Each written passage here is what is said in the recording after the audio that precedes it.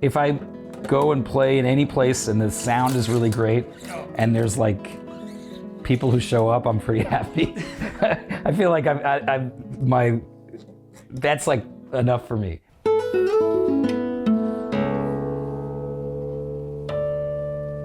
Welcome everyone to the Augustine Strings Wind Up.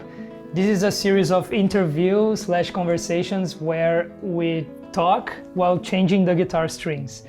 My name is Edu Guterres. I'm a classical guitarist from Brazil, and I'm also an Augustine Strings artist, and I'm very happy to be the host for this series of conversations. And here today we have Dan Lippel, guitarist, producer, chamber music musician, many things, right? We're very happy to have Dan today. Welcome, Dan. Thank you, Edu. So, for every string that you change, there will be a different topic. Great. The first string, E string, it's an entree. Just a conversation. High E. Yeah, high E. Then the second string, B string, we're gonna talk about beginnings. Third string, G, we're gonna talk about guitar, or gear. Fourth string, D, we're gonna talk about dreams and aspirations. Fifth string, we ask artificial intelligence to come up with some questions for you. Cool. And then the sixth string, the last string, my name is Edu with an E. Sixth string, E again, and that's when I can ask whatever I want. Nice. And I'm a very curious person, so Perfect. Be prepared. Okay. So before we start, which strings do you use, Augustine Strings? I use red Regals. Yeah. Good. Is there a reason? I don't know what the reason. There was a reason when I decided to do that many years ago, and I've just sort of stuck with them. Yeah. And how good are you with multitasking? Talking and changing strings at the same time? I think I'm pretty good, but you've had a few pretty remarkable people come through this interview process, so I'm not sure I want to boast until I can actually sort of prove what I can do. And do you have any order that you normally switch the strings? I usually do the trebles first, but I'm not sure I'm always consistent, so I'm happy to start with That's the top. great. If we go with 1, 2, 3, 4, 5, 6, then we can follow the order. Yeah, the one thing I do first though is I burn the ends of the strings to not have this sort of ding end. So I would do that for all the trebles like now. First? Yes. Okay, good. Can you explain better actually? To be honest, Steve knew that, but I haven't heard of this before. Oh, it's just you can see what I'm doing. You just get this little ball end instead of the sharp end of the string that would sort of like potentially ding your... I mean, I can't really claim to be that careful with my soundboard, so I've got plenty of cracks and dings anyway, but I don't know. I got in the habit of doing this. You want to do all of them before? I'll do all of them. Well, so this is the first. It depends on whether or not... Usually I do it at the stove, so I don't want to have to like keep on going back to the kitchen, but I got the lighter, so I might as well do this. This is the first time this happened in this. Oh, nobody else has done this. No. Interesting. Okay. So Surprise. This is a special one already. I don't think it's that uncommon to do that. Should I just get going here? It's like a manufactured ball end of the string. So you said you have some weird things that you do normally when you're changing the strings. Do you know what they are? No, I think... maybe I have some weird... Oh, I guess I don't know. I haven't thought about it really that much, so I just wondered, like... Oh, you're about to find out. Now I'm under a microphone, and I'm doing this, and, like, it's possible that everyone's like, what on earth is he doing? Okay. Like, did nobody tell him, like, you're never supposed to do X, Y, and Z? You know? Because I wouldn't know. And this is a question that I ask everyone. What do you do when you're changing the guitar strings? Oh, I usually listen to NPR. Oh. I mean, that's sort of what I do all the time anyway. Wait, NPR or NPR National Tiny Public. Desk? Oh, no, it's not like would be talk radio. The B string is the one that I have so many questions for you. Oh, okay. Beginnings. I want to talk about your beginnings. Right. How was your beginnings with the guitar? Was it your first instrument? Was it your idea? Playing the guitar was my idea. I had studied piano a little bit when I was like a really little kid. And then I gave it up, and then I studied trumpet like in school, just playing in band and stuff. And then I heard Jimmy Page on the radio, and like it was actually not a Zeppelin record. It was from that album Outrider, which was like a solo record he put out after Zeppelin broke up. And I heard a solo, and I was like, oh my God, what was that? And like I said something to my brother, and then he said something to my parents, and all of a sudden I was like 12 and taking guitar lessons. Nice. Yeah, Electric guitar. No, actually, I started on nylon string guitar. I think that the teacher was sort of smart to know that it would be better to start with like acoustic, and probably I think at the time metal strings would have been too much. But you play electric. Yes, I do play now. electric. Yeah. When did you start learning the electrical? Around this, I think I got after getting sort of enthusiastic about it. Maybe I was 11 when I started, 11 or 12. I got an electric guitar and I started, learning some rock stuff, and also had a really great like local music school teacher in Montclair, New Jersey, where I grew up, who was just giving me a lot of different kinds of stuff. Like he put an arrangement of Jesu, Joy of Man's Desiring on my stand that I was like, oh my God, this is amazing. But also like Wes Montgomery solos. And so I was getting into like a lot of different things early. So I guess I was probably playing electric by age 12. Do you come from a family of musicians or just? Yeah, it's weird. I can't really explain it. But that's I mean, pretty nice. We always had a lot of music like playing in the house when I was growing up, and we came into the city to Lincoln Center to see concerts and stuff. But it wasn't there. I have like a second cousin who's a blues pianist. That's as close as it gets. Nice. Yeah. And then you did undergrad and masters in classical guitar, right? Right, and DMA, yeah. And DMA. Yeah. And when did your passion for like new music and contemporary music start? I mean, it was sort of an evolving thing. I went to some chamber music festivals when I was in high school, like specifically the Bowdoin Chamber Music Festival, and David Leisner was teaching there at the time. And he was definitely instrumental in introducing me to contemporary chamber music. I think because I was also interested in jazz, I love playing chamber music, but obviously like for the guitar, the evolution of chamber music really picks up steam in the 20th century. So this was both a chance to play with other great musicians and also a chance to play music from aesthetics that weren't necessarily like as firmly in the middle of what we think of as like classical guitar music, So that really appealed to me. And then later on, I think I was a master's student in Cleveland. I started to realize like, if I want to play with a lot of other great instrumentalists, chamber music and especially contemporary chamber music was a great route. So I ran like a concert series for a couple of years there to make some of that stuff happen. And when it came time to think about whether or not I wanted to do a doctorate, I was really attracted to what I saw David Starobin doing. And that was sort of a lot of what influenced my decision to come to Manhattan School of Music. Nice. And sort of like delve more into that whole world. Like I was sort of my curiosity was piqued, That's nice. Yeah. Cool. Moving on to the third string, Yes, now we're going to talk about your guitar. Can you tell us about this guitar? Sure. This is a 1998 Robert Ruck spruce top with Indian rosewood back and sides. And I got it when I lived in Cleveland from Armin Kelly, Guitars International. And I just got really lucky. I think Armin had somebody else on the waiting list for this instrument, and then that person bailed out for some reason, I don't know.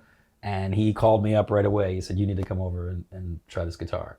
And I had not yet really found a really nice concert guitar that I felt like was the right fit for me. Before that, I was playing this really wonderful Richard Brunet Model 20. Before you were in Cleveland, you said. Yeah. So before undergrad, or was right, it like in high school, Oh. and then actually there was a guitar in between that wasn't really working out for me. But I still have this Brunet Model 20. It's like a student model, but it's just like really great student model guitar. Nice. But this was really like the first concert guitar that I had that it was like, oh man, this really feels like me. Like I connect with it, So. And when you're playing solo guitar, you use this one. Yeah. Also chamber music.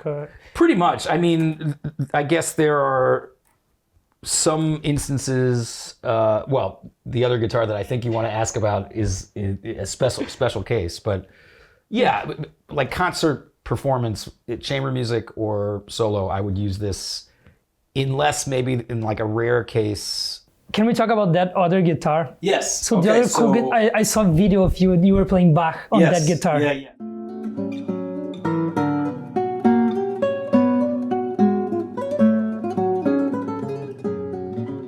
For for a long time, this goes back to when I was a graduate student, I was always sort of nursing this idea of how cool would it be if I could play Bach suites in like the period temperament that Bach would have tuned keyboard instruments in, which was well tempered, like various different kinds of well temperament. And I sort of put that idea aside for a while, and then began to hear more about like these innovations in instrument design. I mean, I guess actually probably this stuff was around even then. I just didn't know. It's particularly John Schneider, who is a LA-based guitarist who's sort of the guru of microtonal guitar. He sort of introduced me to these different instruments that either had like movable frets on the neck themselves with little hinges. This is something that I really want you to explain how it works. Yeah, sure.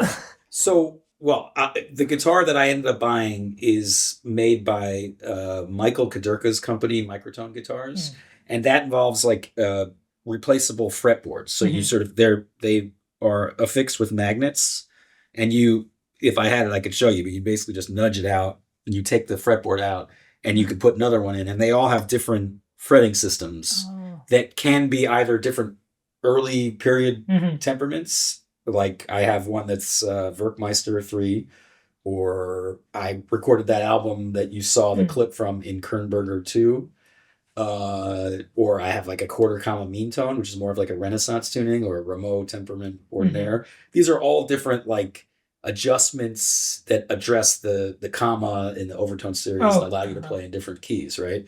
Or you can also have like very sort of avant-garde, well, maybe not avant-garde. With a microphone. Yeah, like I have a 19 equal division of the octave neck too, which is cool. And I'm getting composers to like write for that tuning, which is great. Because it's a totally different world. It's 63 cents per half step. So what you have is like a G sharp and an A flat end up not being the same note. Which is really cool when you start to like think about different scales, like a harmonic minor scale. You can all of a sudden have like 4 different versions of like how to play those intervals. You could have a diminished fourth at the end instead of an augmented second, So it's really cool.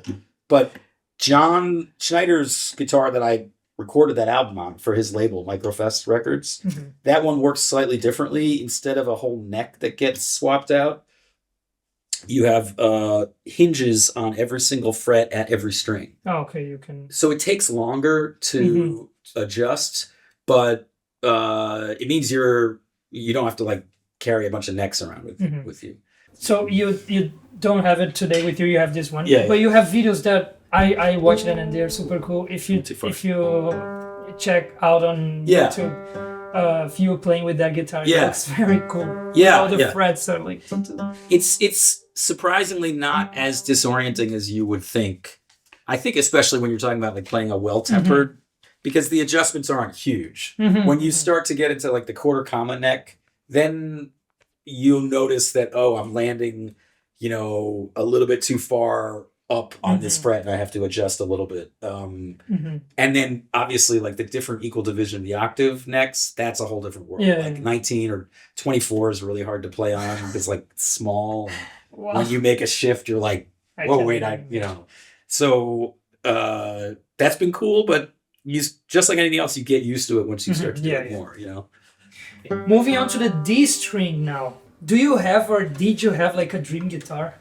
The one that you always wanted to? I've definitely played a few really remarkable guitars. There was this David Rubio guitar that I played once that was just like, it's one of those instruments that you pick up and you play one chord and you're just like, oh my God, like the sustain, the life of the sound, the sort of the quality of the overtones. It's just like totally remarkable. That one definitely sticks out in my mind. Nice. Yeah. Now talking about your career, do you have you've been playing in many different like festivals and concert halls around the world. We were talking about this before. Do you have any place specific that you really want to play eventually? If I go and play in any place and the sound is really great and there's like people who show up, I'm pretty happy. I feel like that's like enough for me. But of course, if I end up playing in a sort of more prestigious place, it's always exciting and it's sort of an honor. But I don't think I think too much about like, oh man, I really want to play in XYZ hall someday. And I know you recorded a lot. Is there something that you never recorded that you would love to record? You know, actually, I have a list on my Google Drive of like pieces that I want to record, but a lot of it's chamber stuff that hasn't been recorded. I mean, in general, one of the things I'm really trying to do is make sure that at least most of the stuff that's been written for me, either solo or like with chamber colleagues, that I get that down on recording like before I'm not around. That would be like super cool if I could say I was able to, you know, the stuff that I think, you know, maybe not every single piece has been, you know, as equal to the others, but the stuff that I think is like really worthy of getting recorded. But in terms of like repertoire in general, you know, sort of like existing stuff from the canon. Well, I mean, maybe an obvious answer would be like the Bach D minor partita with the chaconne, which I haven't really studied yet. I just have always sort of waited, and at some point I should do this. You know, while I can still play. Nice. So fifth string is the artificial intelligence question. Okay, cool. They're pretty cool. Do I get to answer them with artificial intelligence? What I did was I wrote your bio, your profile on the artificial intelligence platform, and I asked it to come up with 3 questions. I don't know if I can ask you all of them. Okay, but we'll see. Okay. Sure. If you could collaborate with any musician, living or dead, who would it be and why? Right. Yeah, we did talk about this beforehand. So I said actually probably most of the people that I would answer, I would then be like way too terrified to actually work with. If I showed up to like collaborate with John Coltrane, he would open the door and I would just be like, you know what? So much respect. I think I'm gonna go get a coffee. It's weird because if that person is like enough of a hero for me to think of them right at this moment, I'm not sure I would consider myself a worthy collaborator for them. But Keith Jarrett would be another one. He's just such a phenomenal musician. Yeah, I mean, Bach, that's sort of a weird thing to say. But, hey, nobody, it's like the concept of collaboration was pretty different back then, I guess. So it wasn't like you could be like, hey man, let's jam. Let's come up with a project, you know? With such a vast repertoire, what's your go-to piece when you just want to relax and jam? Right. Okay, I never want to relax and jam. No, that's not true. I mean, I think a lot of times if I'm just looking to pick up the guitar and not sort of be thinking about getting anything done, this is going to sound weirdly insulting. Like I'll just play standards, like jazz standards. I'll just improvise. But that's not to say that jazz standards aren't worthy of working on and getting something done. I'm just talking about like really, they are really. Yeah, if it's, you know, like late and I'm tired and there's like a glass of bourbon with a couple, you know, ice cubes, that might be what I'll do, like in a sentimental mood or something like that. Let me ask you the last one, because I really like this one. Oh my God, the English. No, you're You've performed in such diverse contexts around the world.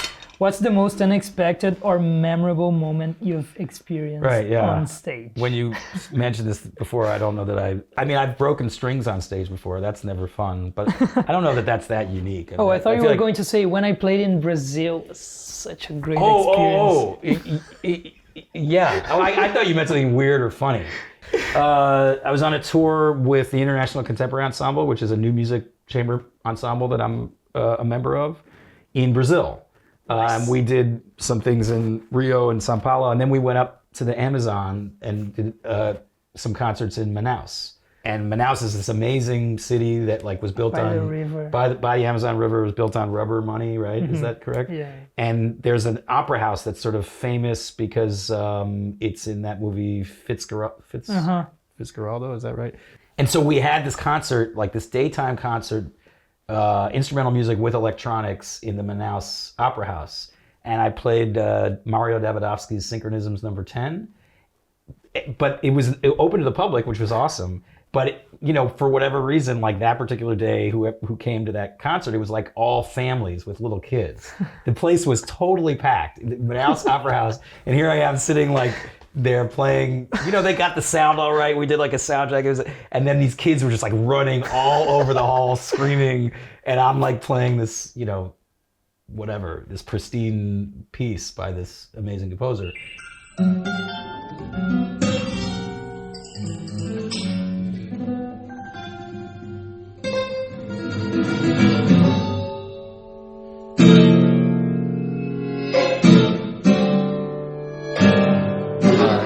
That was a memorable. It was great. I loved it, but at the same time, there was something sort of absurd about the whole scene. So just to explain what happened was, Dan thought he had changed the A string before, but actually he did the E. So now I'm gonna ask the E questions. He'll be changing the A string. Good? That's fine. Good. Yeah. So the E questions, I prepared some fun questions, but I really want to know about your record label. Yes.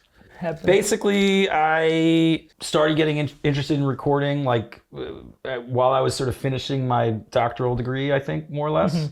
And I really love the idea of, as opposed to performance, which is so ephemeral and, different things happen. And especially with new music, if you're premiering a piece and you might have an idealized version of what you want that piece to sound like, and then maybe the subway's delayed and you don't get to warm up, or maybe it's 50 degrees in the venue or whatever. The idea that you could take that idealized version into a studio and really sculpt, this is what I believe this piece to be, or this is what I believe this interpretation to be.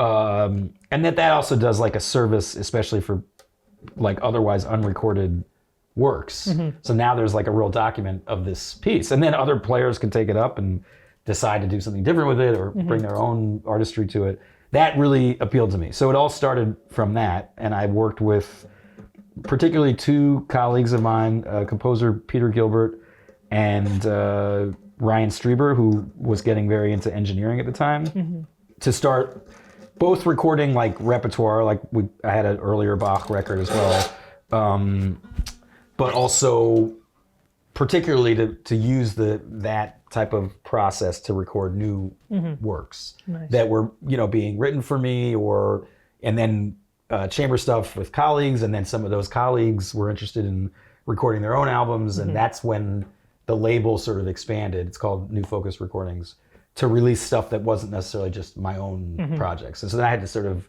figure out, well, what does that look like? How can I build this thing in a way that somehow provides something of value to these other musicians too. And it's still going, which to me is sometimes sort of remarkable, and I'm not sure how I got here, but That's cool. Yeah. I saw you performed with the New York City Ballet. Oh yeah. And I was very interested to know.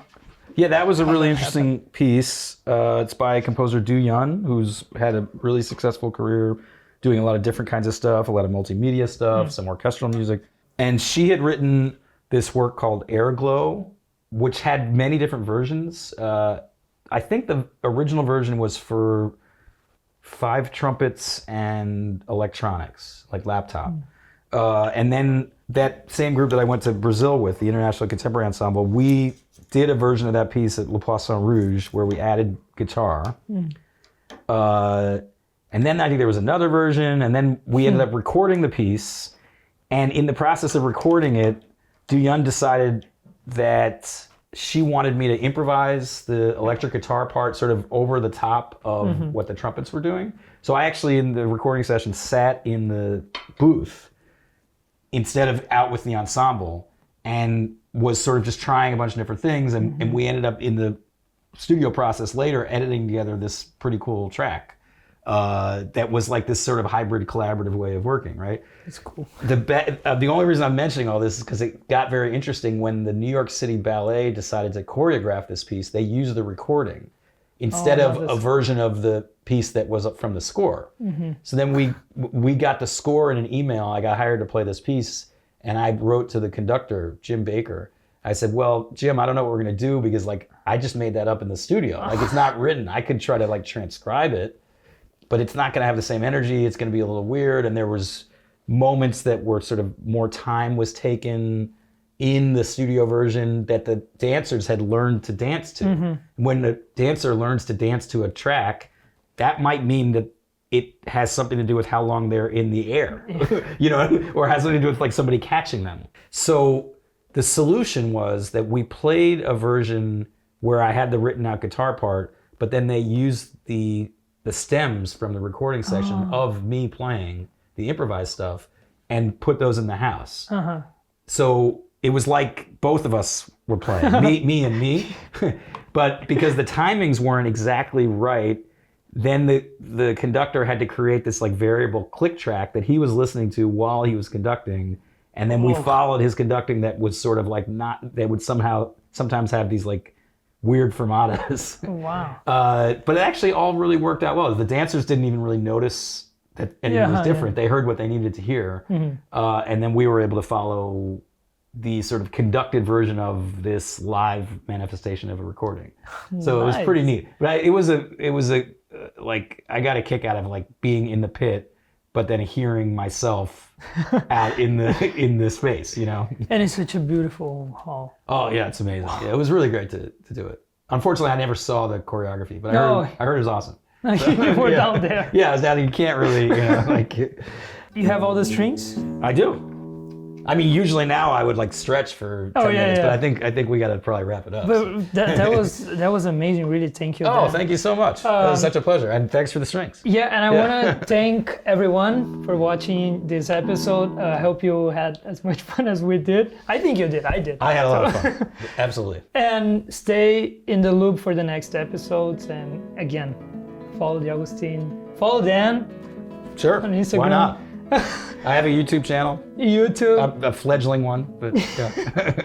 And stay tuned. Thank you.